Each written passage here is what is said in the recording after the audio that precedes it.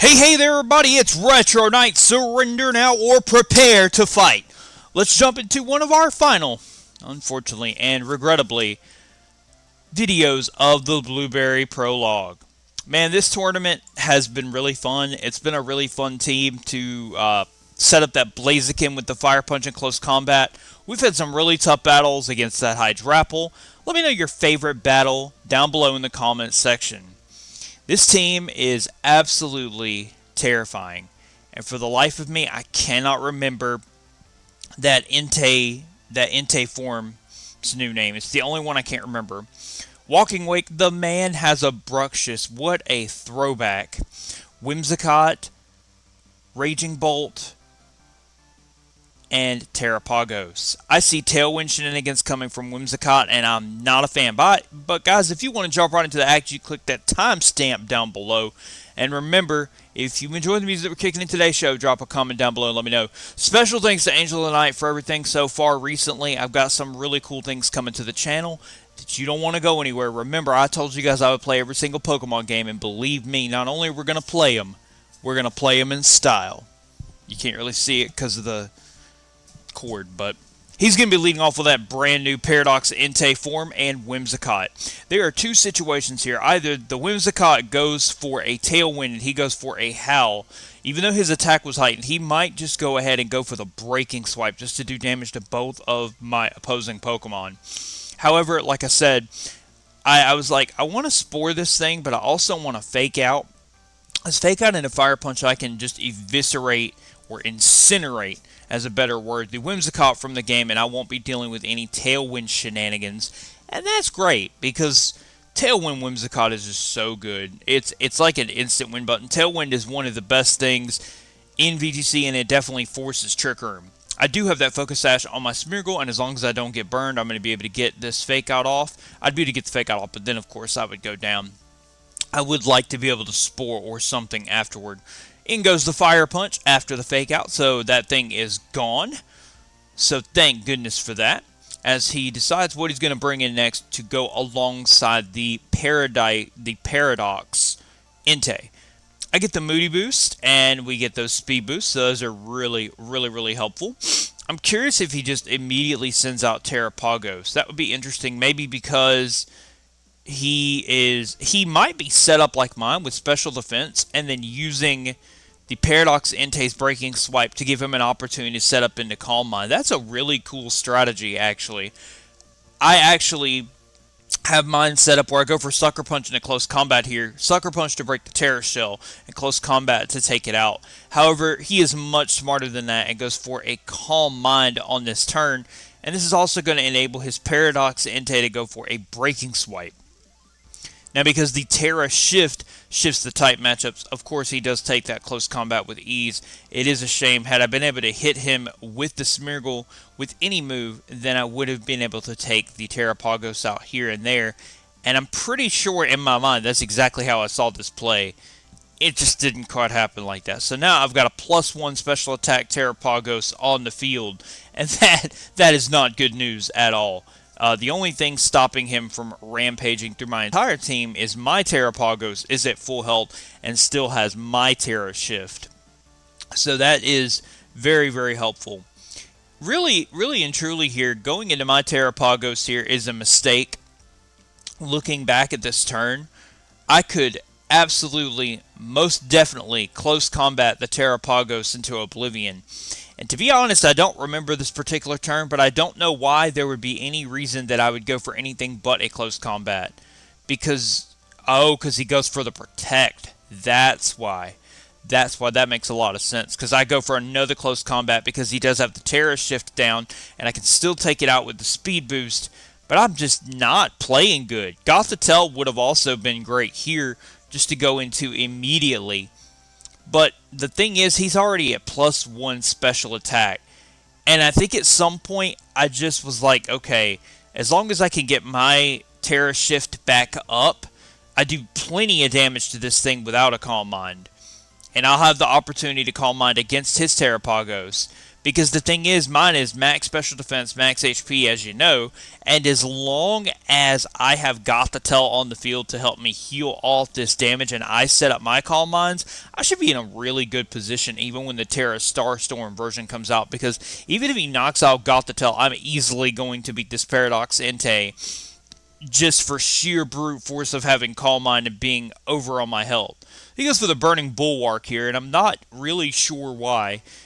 I guess, in hindsight, I could go for Tera Starstorm at the end. What I'm kind of thinking is I'm trying to get back to where I can go for my Tera Shift, because if he at any point does Terastallize into his Stellar Form, I've also still got mine in the back. And if I've got more special defense and HP than him, then I can outlast him, super affect him, hit him with a boosted Tera Starstorm, and knock him and Entei out. That's pretty much my plan. Right now it's +3 to +2, so we're actually sitting kind of good, to be honest with you. My biggest thing is I want to make sure that I have enough to beat this thing down. Looking at this turn 2, I think Protect was also the wrong play. I think Heal Pulse was still the right play. On this next turn, he does decide to go Flare Blitz, and that does distort the matchup. So he's doing a really, really good job of just doing significant damage and kind of offsetting my Tera Shift. And I think here I should have gone for Heal Pulse back in the Terapagos so that I was back at full, because then I would have had the opportune chance, because now it's just +2 to +4, I believe it is. I would have had the opportune chance to set up against the opposing Terapagos while staying in Tera Shift, and then the Tera Starstorm would be weaker. I could Stellarize, and while I'd be hitting him for a tad bit weaker, he'd have less HP than me. Oh, I forgot, he still has this Raging Bolt, though. And that is a thing because of Thunderclap. Well, not really, because I've got Calm Mind set up.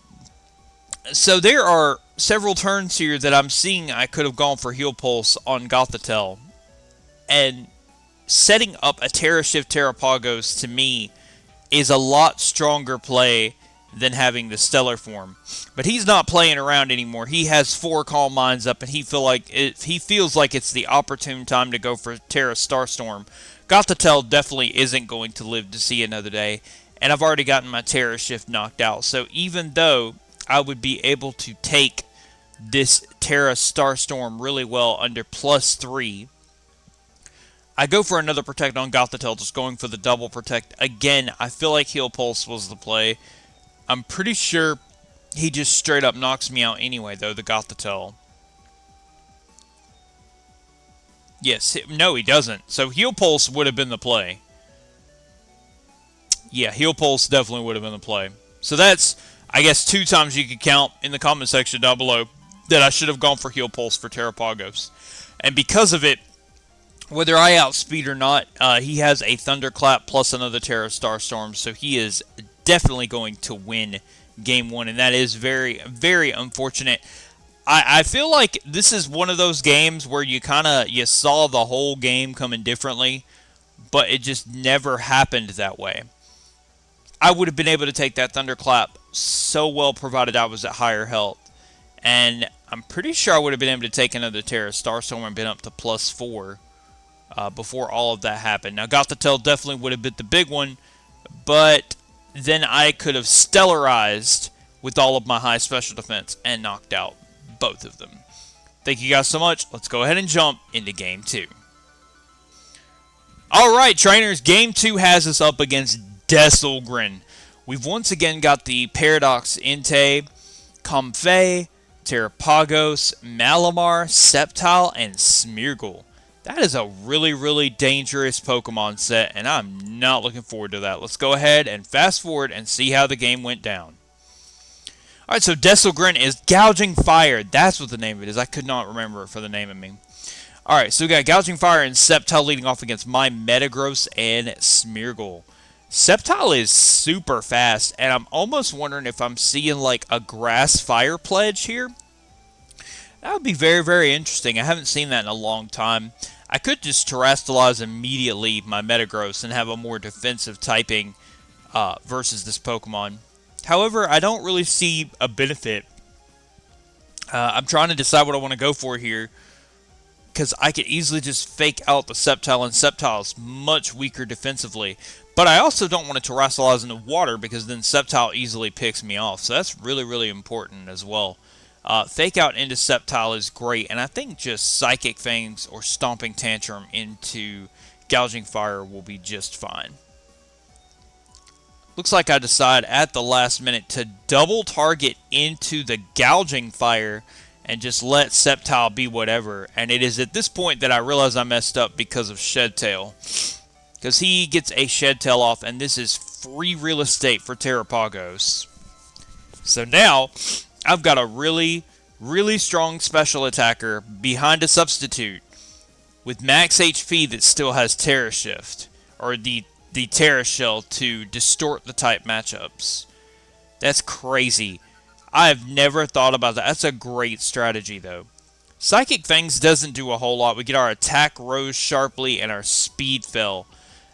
There is really nothing I want to baton pass to that, because even if I knock out that substitute, then he's still got another attack that I gotta go for. Realistically, knocking his substitute out and putting him to sleep is about the best strategy I can come up with. However, at the time, I don't think I actually come up with the strategy, and I decide instead to Spore the Gouging Fire. Terastallizing there probably would have been a good idea, but it is good to get the weakness policy. Then I could Terastallize into water afterward and do a ton of damage to both of them as he Dragon Dances here. So that's going to be very, very unfortunate. Or fortunate if you look at it from a different angle, because I did choose to Spore that target. So that's a good plan. Now his Terapagos could just go for another Earth Power, and truthfully, it probably, I missed the Meteor Mash to break the sub. That's unfortunate. Special Defense rose sharply and Special Attack fell. You know, I could baton pass this into Blaziken, because having that Special Defense boost is going to be very, very, very helpful. However, I decide instead to go for a Bullet Punch, and hopefully even the distorted type matchup, I can break the substitute, but I don't think it's going to do enough, and it does not break. That is unfortunate. So now he decides to go for the Earth Power, knocking out my Metagross. What did I bring in reserve? I'm sure I've got the Blaziken in reserve, which could pick off the Gouging Fire, and I can also pick this thing off once it loses its substitute. Not sure why I went for Spore. I guess I didn't really have anything else to hit it, because I have Fake Out and Sucker Punch, so that kind of makes sense. This is a pretty good opportunity to bring in my Terapagos, but it's also a good opportunity to bring in Farigiraf, because if I get the Trick Room up, I run a slower Terapagos, and that's going to enable me to have a chance to set my Terapagos up.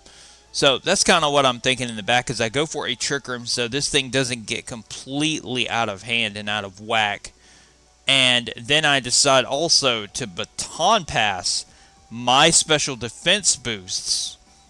Oh, no, I don't. It looks like I'm going for a Spore again, which works out because the Gouging Fire wakes up and I'm at 1 HP. Survive with my Focus Sash, and I didn't get burned. So that works out really, really nicely as the Earth Power comes through. Onto the Farigiraf slot. I'm fine with that. That doesn't do a whole lot of damage, as the Trick Room is now up. I do go for the baton pass into the Terapagos. That's really good. Now I have that boosted Special Defense and Trick Room up. So now my Terapagos is easily going to be able to outspeed this Dragon Dancing monster and take it out with an Earth Power. And then I can Hyper Voice and start breaking down the substitute of the opposing Terapagos. And that's really, really important, as you're going to see later in this battle. Trick Room is so crucial here, because that Hyper Voice also allows me to get my Throat Spray off, and now I've got my double attacks that are going to be able to do things. My double attacks being my Tera Starstorm and my Hyper Voice. But also, I have nothing but time to set up Calm Mind once I knock this thing out. There's no point to set up a Calm Mind, I just need to go ahead and knock it out. But I guess I am comfortable enough feeling like Hyper Voice will knock it out.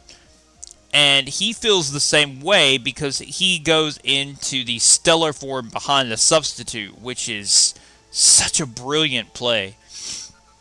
I'm trying to see how I'm going to get around this Tera Starstorm substituting Terapagos, because that is absolutely threatening.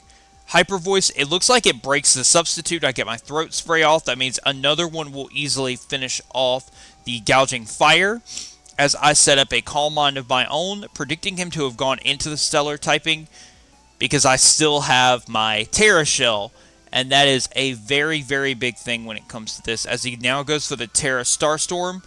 My Shell Gleams and distorts the type matchups, which means I take a lot less damage, and that +1 Calm Mind is going to come into play as well, since I'm also not Stellarized or Terastallized. I take almost no damage from the Terapagos. Here comes the Dragon Claw. That does a lot of damage. Unfortunately, he crits me. That is very, very unfortunate. And I'm just not sitting very well. However, there is a boon that we have here, and that is that Farigiraf actually outspeeds. And that's going to be really, really important, as you're going to see. And that is because now we can go for a helping hand of our own and knock him out with a Tera Starstorm, knock out his substitute, and knock out the opposition. Now what that means is his Pokemon is going to be at really, really low health, and we'll be able to easily pick it off. So I'm just going to go for that helping hand really quickly, as I go for my Tera Starstorm, which not only breaks the substitute, but also knocks out the Gouging Fire. And then, of course, we have that boosted special attack. So now we can easily Hyper Voice through another one, as long as we can live another Tera Starstorm. But not only that, I outspeed him in Trick Room, and I'll be able to Spore this target as well. There comes another Tera Starstorm. And because we have that special defense boost, we are going to be able to live. But not only that, we're going to be able to outspeed his Terapagos because we run 0 speed IVs. So let's see what he's got his last Pokemon being in reserve as I go out into my Smeargle here. And he goes out into Comfey. Comfey is phenomenal because of Triage. But I have news for you. I can fake out that Comfey before Triage even goes off. And then I have a boosted Tera Starstorm at +1 that can go directly through Comfey and your Stellar Terastallized Turtle, which has been a threat this entire game behind a substitute. Here comes the Draining Kiss. We take almost nothing from it because of that +1 special defense that we got earlier. We don't even need the fake out, but it's going to enable us to make sure we knock this thing out. Maybe it was Focus Ashed, I'm not sure. Here goes my Tera Starstorm. It is enough to wipe out his opposing Terapagos, which we get the crit. I don't think that mattered. Leave it in the comment section down below. And we also knock out his Comfey, and that is phenomenal. So now we are left with a Sceptile. And Sceptile, I actually looked it up before this battle. He doesn't have a way to hit both of the opposing Pokemon. So even if we don't knock him out with just if we don't do enough damage with Sucker Punch, we again have the Trick Room up on the last turn, and the Tera Starstorm will definitely outspeed the Sceptile. So that is a great game with a narrow 1-0 victory. Thank you guys so much for watching, and your support has been unreal through this really tough time and drought that I've had for about 2 weeks. But I promise you guys, it is worth it. Angel of the Night, you know what's coming. Don't spoil it for the viewers. And until next time, I'll see you guys in the next video. We only have one more episode of the Blueberry Prologue, and then we will be jumping into the single ranked season. I hope you enjoyed as much as you do Blueberry Prologue. Until next time, power on, power off.